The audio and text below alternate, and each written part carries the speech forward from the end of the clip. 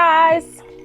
Coffee is so good. What's up guys and welcome back to my channel. My name is Aisha. I am a full-time photographer with over 10 years experience, and in today's video, we're gonna talk about 7 mistakes that most photographers make as they begin their journey. A lot of these mistakes are relatable, and I speak from experience, so bear with me. And if you think of any other types of mistakes or anything that you learned earlier on in your journey, put them in the comments below. Shooting on auto. Shooting on auto is not the way, guys. Everybody's a photographer until, and then it shows the M for manual mode. Learn your camera. Learn your camera settings and understand the freeness you will have if you shoot in manual mode. Shooting in auto is not a terrible thing, but shooting in auto all the time and relying on it is definitely something that's frowned upon in the industry, but also something you don't want to be known for. Circumstance could come up where you need to be in control of your settings, such as a wedding, where it goes from dark to light to dark to light to lasers to sparklers and all the things. You have to understand manual mode in order to successfully capture those images. Shooting in auto mode is definitely a #1 mistake that most photographers make as they start out. So avoid auto, learn manual. Shooting at eye level is just not it. That's the second mistake most photographers make when they start out. I don't know why we think that just staying like this makes sense. Most of the time, you need to be able to move around. You want to be fluid with your subject. You want your images to flow. You want to show versatility. You're not going to be able to do that if you stay at eye level. So in order to avoid that mistake, start moving around. And also, I'm a prime lens girly, so I'm always going to suggest to get a prime lens so that it makes you move around. That's why I love prime lenses, but that's just the bonus point. Cutting off limbs. Do not cut your subject's limbs off. If anything, maybe the forearm, maybe like, around a certain middle area of the bicep, but do not cut your subject's limbs off, specifically at the joint. Some of my earliest images, I was literally cutting people's arms and limbs and whatever legs off, and I just thought that it made sense. But when I look back at it now, I'm like, what was I thinking? People don't look like that in real life. Like, no. So do not cut people's limbs off. It's not flattering. Don't do that. Relying on your on-camera flash. I know we know about off-camera flash, but don't forget, cameras come with a flash built in. If you're just starting out and you probably have a DSLR, it has a little camera that pops up and it just shoots. Unless you're going for the back in the day, hard flash, old school paparazzi look, yes. However, I find that lighting is very unflattering. It's also very flat. And it's also very shocking to your subject. So try not to use that on-camera flash unless you absolutely have to, unless the situation requires for it. You really want to get used to using off-camera flash and using a trigger so that you can control where your light is more times than not. If you want to know about anybody who does something amazing like this, take a look at Manny Ortiz. He does an amazing job of giving off-camera flash tutorials.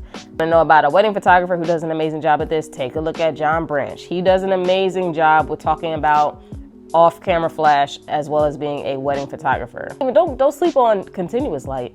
Continuous light is your bestie too. Tip number 5, inconsistent style. I cannot stress this enough. I remember when I first started photography, I was very inconsistent with my editing. My black and whites, my blacks was real black and my whites was real white. My colors, they were like in between this like moody thing, and then my greens were like real faded or undersaturated. And it just, my editing style was all over the place. Like, I don't even know what I was thinking. Today, me is just like, wow, thank God we got through all of that, because that's not how you book your clients. Imagine booking a family session and they're looking for light and airy. And then you go to another family session and they're looking for dark and moody. Yes, you can be capable of doing that, but that doesn't mean you need to do that. You want to have a consistent style because that's how you're going to get consistent income and consistent clientele. If you don't have a consistent style, don't worry, it comes over time. It comes over the years of doing it and figuring out what you like. There are other options as well. You can probably purchase a set of presets. Some of them are free, or you can get a preset pack from like Peter McKinnon. Get a preset pack and you can use it. The preset pack is a tool though. It is not for you to use all the time. It's a tool. Consider it a starting point so that you can actually figure out what you want to fix and what you don't want to fix, or what you like and what you don't like within your editing style. Do not have an inconsistent editing style because you will have inconsistent clientele. That's what it boils down to. The 6th mistake I'm going to say is going to be avoiding practice.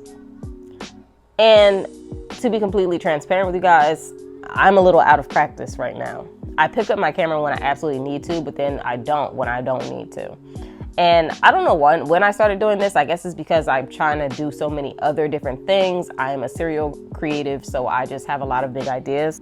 But at some point, I put my camera down. You don't want to do this because you don't want to not be comfortable with your camera. You don't want to forget certain things. And you also want to be able to grow in your craft. The one reason why I know I outgrow my cameras is because when I go to pick them up, they don't do exactly what I need them to do, which tells me that I need to step up the camera. And it's not necessarily me, it's just that the technology doesn't provide what I needed to provide. The same thing goes for when you're out of practice. If you're not practicing, then you're just gonna be stagnant. But if you keep practicing, you can grow and grow and grow.